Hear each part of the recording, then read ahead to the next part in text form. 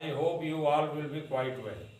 हाँ, Indira Gandhi inter college में आपका यूट्यूब में स्वागत है। You are most welcome in YouTube video of Indira Gandhi, Shrimati Indira Gandhi inter college, Patel Nagar road. हाँ तो फ्रेंड्स, हम आप लोगों को बता रहे थे ट्रांसफॉर्मेशन ऑफ सेंटेंसेस। तो इसमें हम कई चीज़ें बताए थे आपको आएगी, जैसे रिमूव टू हुआ, चेंज ऑफ डिग्री हुआ, वॉइस हुआ, यानी 5-6 चीज़ें हम बताए थे आपको पहले के वीडियो में, इसको बता चुके हैं। उसको रिवाइज करने की जरूरत नहीं है, रिपीट करने की जरूरत नहीं है। तो आगे हम बता रहे थे रिमूव टू, और रिमूव टू में हम थोड़ा सा आपको बताए थे कि सबसे पहले आपका सब्जेक्ट आएगा, सब्जेक्ट आएगा। सब्जेक्ट के बाद आपकी कोई हेल्पिंग वर्ब, जिसको हेल्पिंग वर्ब, इसको हेल्पिंग वर्ब या ऑक्सिलरी वर्ब या असिस्टेंट वर्ब, जो भी आप कहते हो, तो वो आएंगे, चाहे इज एम आर हो चाहे वाज वेयर हो, वो आएंगे। उसके बाद आपका आएगा एडवर्ब टू, ये एडवर्ब टू आपका मिलेगा। इसके बाद आपको कोई एडजेक्टिव मिलेगा, एडजेक्टिव शब्द मिलेगा, एडजेक्टिव शब्द से एडजेक्टिव या एडवर्ब कोई एडजेक्टिव शब्द मिलेगा। उसके बाद आपको मिलेगा इन्फिनिटिव वाला टू, इसके बाद आपको मिलेगा मेन वर्ब कोई। तो इतनी चीज़ें आपको मिलेगी, और इसमें से आपको बताया जाएगा कि टू को आप रिमूव कर दीजिए, हटा दीजिए, और लेकिन उसका अर्थ न बदले। वाक्य का अगर अर्थ बदल गया तो आपका रिमूव टू गलत है, तो आपको अर्थ नहीं बदलना है। एडवर्ब टू को और इन्फिनिटिव वाले टू, ये दोनों को रिमूव कर देना है। तो इसके लिए हम इसके पहले के वीडियो में आपको बता चुके हैं। जैसे हम रिपीट कर देते हैं एक दो उदाहरण से, जैसे ही इज टू लेजी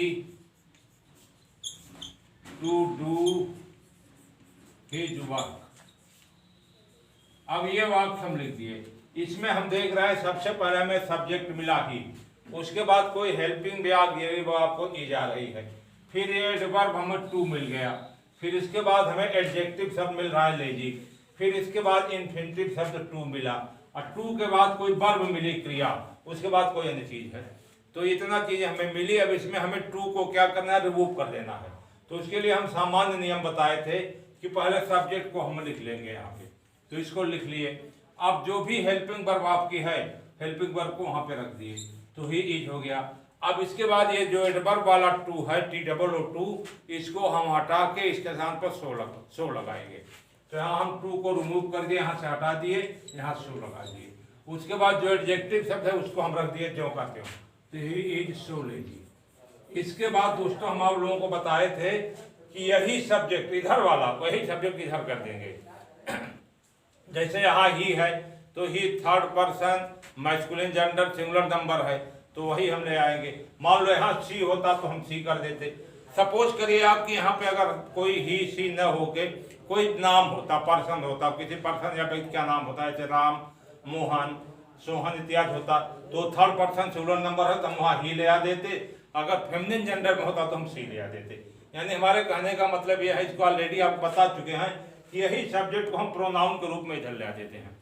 तो यहाँ ही को हम यहाँ कर दिए। अब इसके बाद हम तुमको बता चुके हैं कि अगर ये तुम्हारी हेल्पिंग वर्ब जो है इज, आई एम, आर, तीन में से एक है, तो हम उधर कैन नॉट का प्रयोग करेंगे। अगर वाज या वेयर है तो हम कुड नॉट का प्रयोग कर देंगे। तो ऑलरेडी हम देख रहे हैं इज बैठा हुआ है, तो हम कर दिए he can not, he can not. अब इसके बाद डू लगा, बाकी चीजें लिखे do his work, do his work. इतना हम आपको ऑलरेडी बता चुके थे, थोड़ा सा एक एग्जांपल से रिपीट कर दिए। इतना बता, पहले देखेंगे आप इसको पहले का वीडियो, तो उसमें इतना बताया जा चुका है। इसके बाद हम उसे बताने जा रहे थे आपको कि कहीं कहीं वाक्य में तुम्हें बीच में मिलेगा, एडजेक्टिव के बाद इतनी चीजें मिल सकती है। फॉर मी मिल जाएगा, फॉर में मिल जाएगा, या फॉर हिम मिल गया है आपको, हिम मिल गया, या फार लगा के आपको मिल गया हर मिल गया, या यही फार लगा के आज मिल गया, या यही फार लगा के दिल मिल गया। हाँ, तब आप क्या करेंगे, तो उसको वाक्य से समझिए। जैसे the tea is too hot for me to take. देखो यहाँ ड्रिंक शब्द दोस्तों नहीं लगाएंगे, क्यों नहीं लगाएंगे, चाय पी नहीं जाती, चाय पानी पीते हैं, चाय को हम टेक करते हैं, क्योंकि चाय को उठाकर पीने लिए टेक शब्द लगा है। अब हम देख रहे हैं यहाँ पे कि टी तो सब्जेक्ट है, ऑक्सिलरी वर्ब भी आपकी इज मिल गई, एडवर्ब टू भी मिल गया, हार्ट एडजेक्टिव भी मिल गया।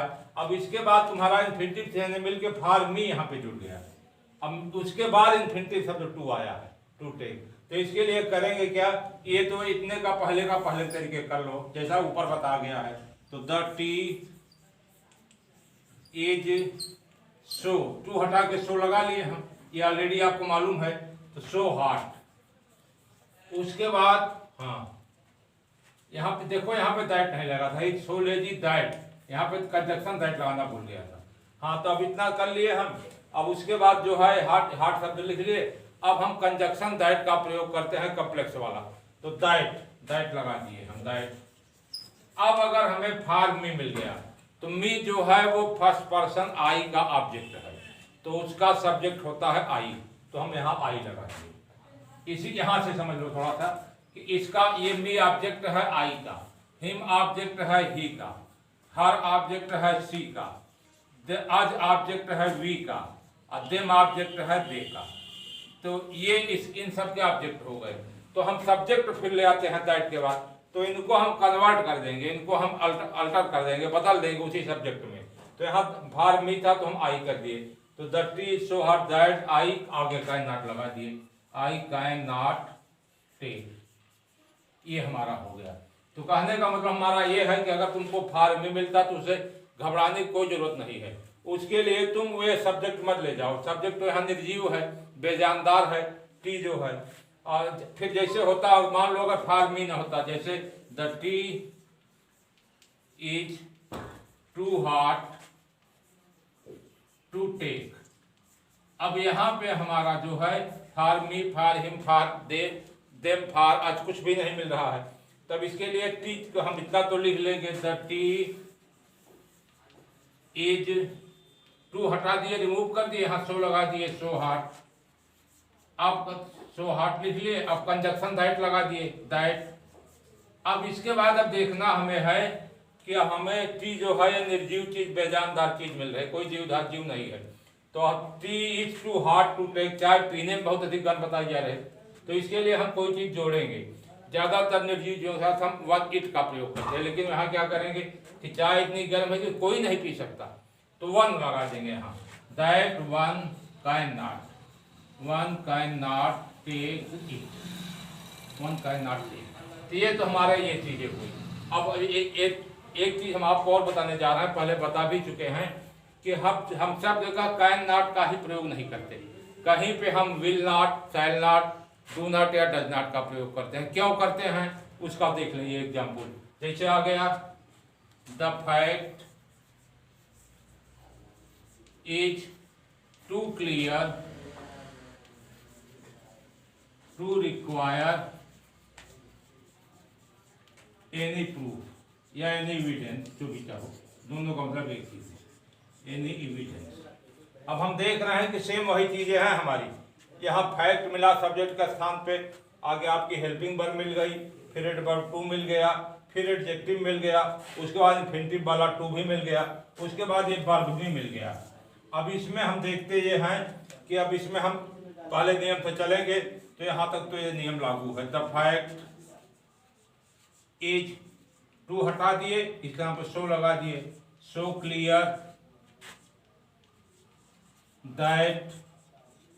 अब फैक्ट जो है वो कोई बेजानदार चीज है, तो अब इसके लिए हम इट का पहले ही बता, जो इट का प्रयोग करेंगे, दैट इट।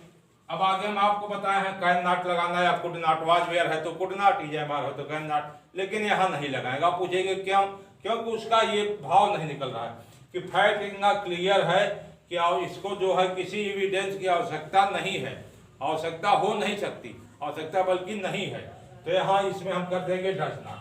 तो it does not, it does not require आगे एनी एविडेंस। तो कहने का मतलब है कि हम भाव के हिसाब से करेंगे। जैसे अगला एग्जांपल फिर से देख लो तुम, एक एग्जांपल और दिखा दे रहे हैं आपको। The coat is too loose to fit on my body.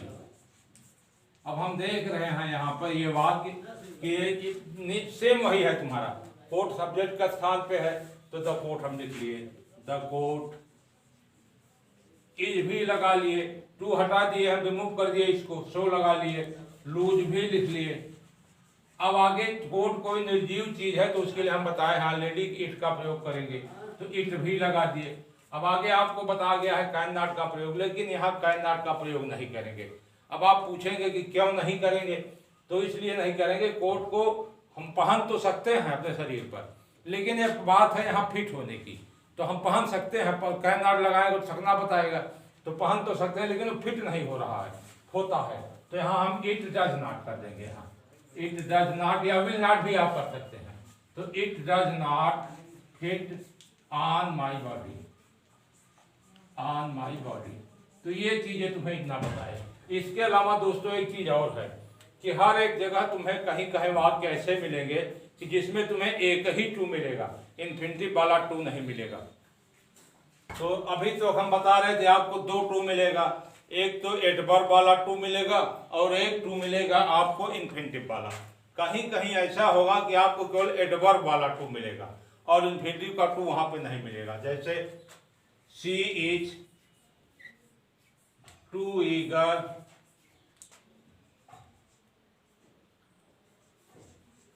For her praise, ये वाक्य हमें मिला। अब हम देख रहे हैं कि यहाँ पे टू हमें नहीं मिला, यहाँ पे ये टू तो मिला एडवर्ब वाला, लेकिन इन्फिनिटिव वाला टू जो होता है वो नहीं मिला, न उसके बाद कोई वर्ब ही मिली, हमें शब्द मिला फॉर। तो इसके लिए हम तीन शब्दों का प्रयोग करते हैं, नोट कर लीजिए इसको। एक तो करेंगे ओवर, एक शब्द है एक्सट्रीमली, एक शब्द है beyond proper limit,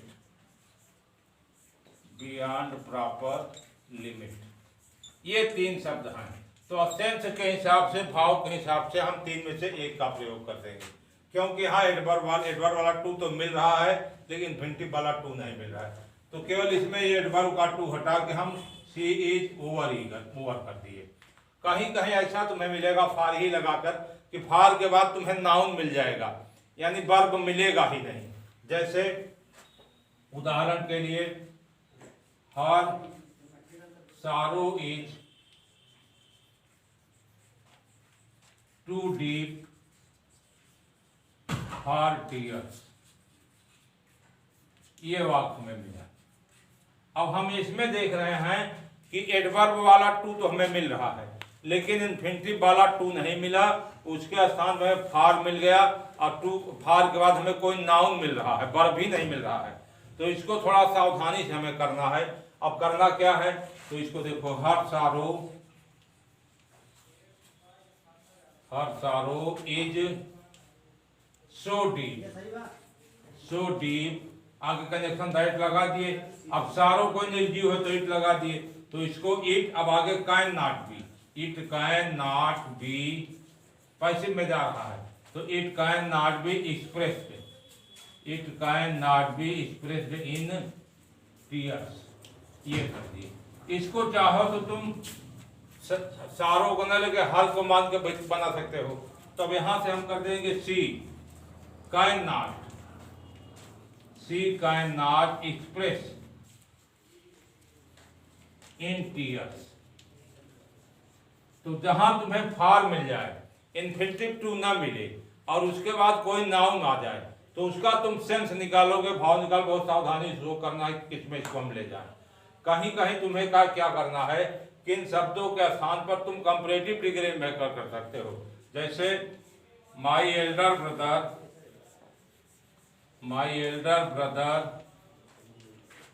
is too five, इतने हमें मिला।